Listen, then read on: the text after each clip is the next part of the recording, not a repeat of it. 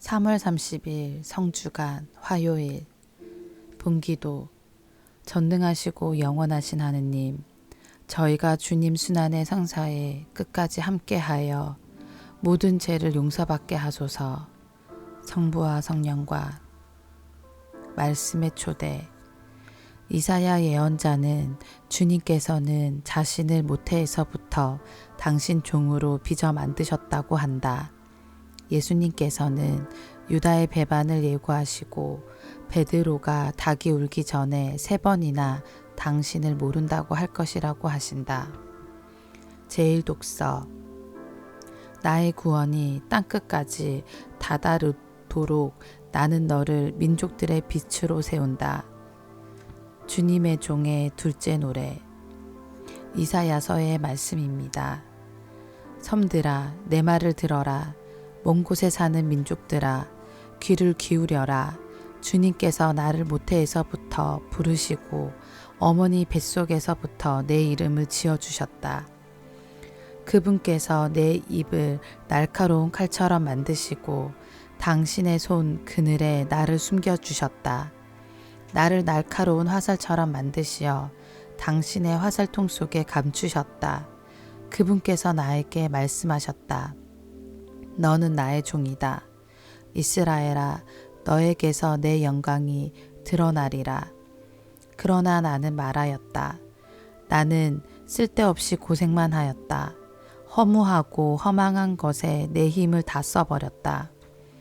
그러나 내 권리는 나의 주님께 있고 내 보상은 나의 하느님께 있다. 이제 주님께서 말씀하신다. 그분께서는 야곱을 당신께 돌아오게 하시고 이스라엘이 당신께 모여들게 하시려고 나를 모태에서부터 당신 종으로 빚어 만드셨다.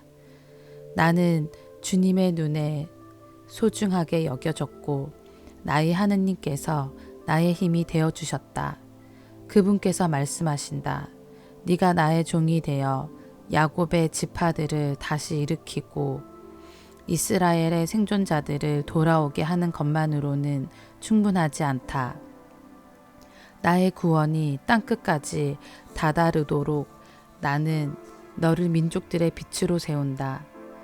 주님의 말씀입니다. 하느님 감사합니다. 복음. 너희 가운데 한 사람이 나를 팔아넘길 것이다.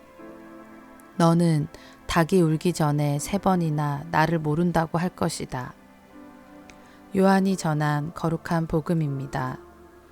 그때의 제자들과 함께 식탁에 앉으신 예수님께서는 마음이 산란하시어 드러내놓고 말씀하셨다. 내가 진실로 진실로 너희에게 말한다. 너희 가운데 한 사람이 나를 팔아넘길 것이다. 제자들은 누구를 두고 하시는 말씀인지 몰라 어리둥절하여 서로 바라보기만 하였다.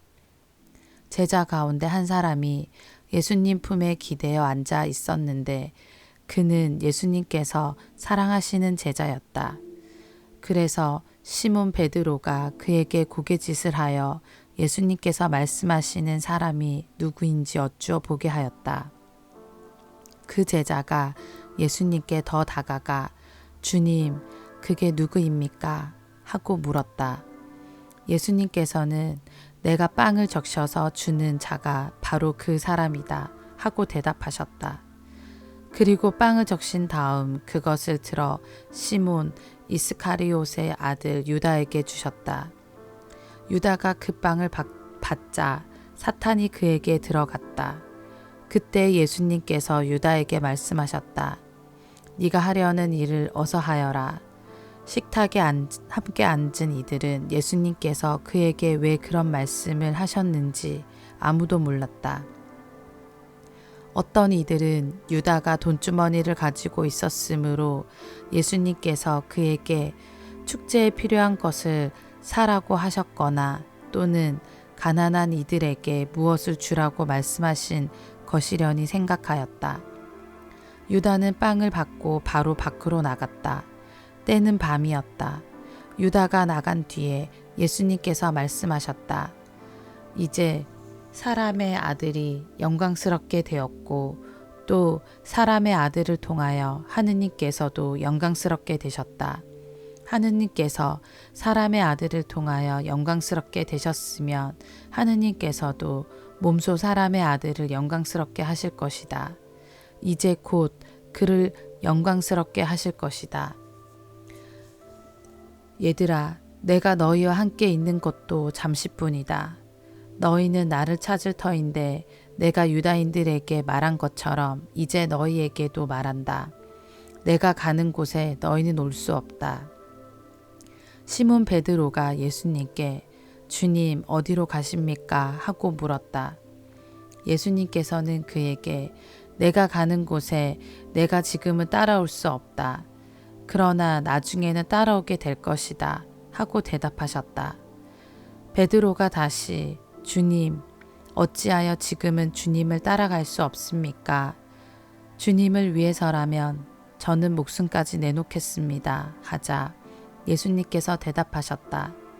나를 위하여 목숨을 내놓겠다는 말이냐? 내가 진실로 진실로 너에게 말한다.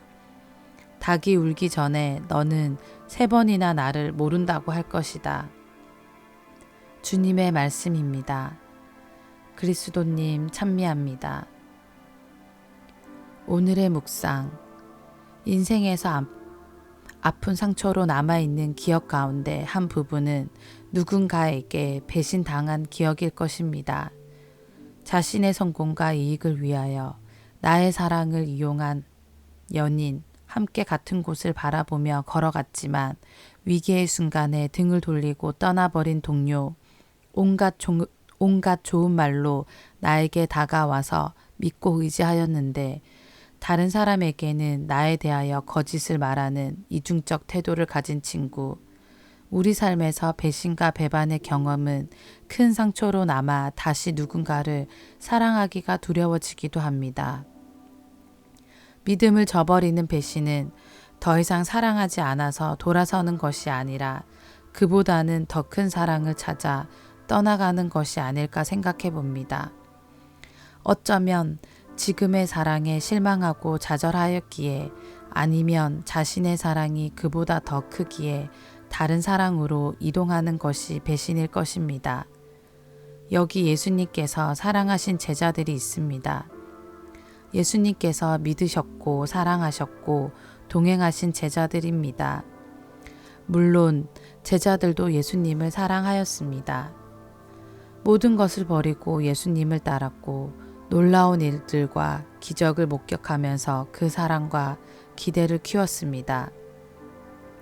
그런데 그 가운데 한 명은 다른 사랑을 찾아 나섭니다.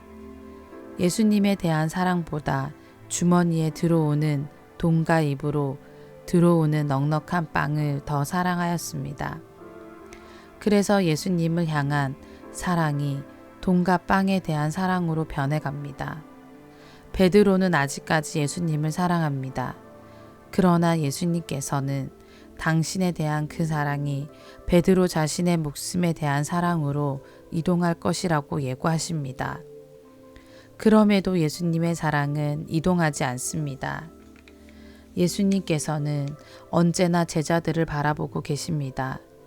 모든 것을 내어놓으시고 돌아가시는 순간에도 그 사랑은 변하지 않습니다.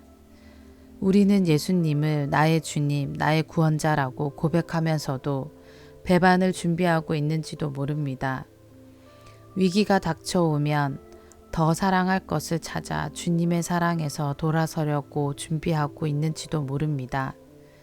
예수님의 사랑과 희생을 한 번 더 바라보며 돌아설 준비를 멈추었으면 합니다. 아멘.